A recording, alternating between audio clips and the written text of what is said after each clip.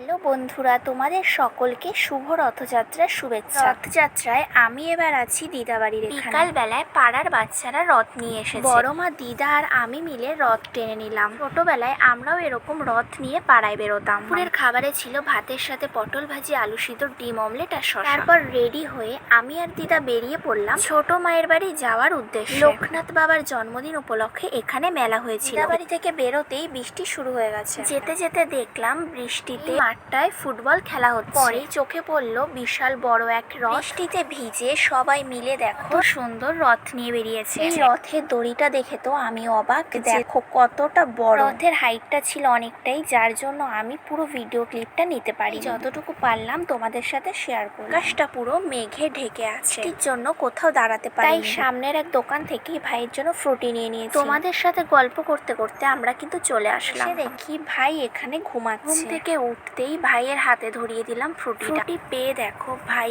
কতটা খুশি। আজকে এই পর্যন্তই, দেখা হবে নেক্সট ভিডিওতে। সবাই ভালো থেকো।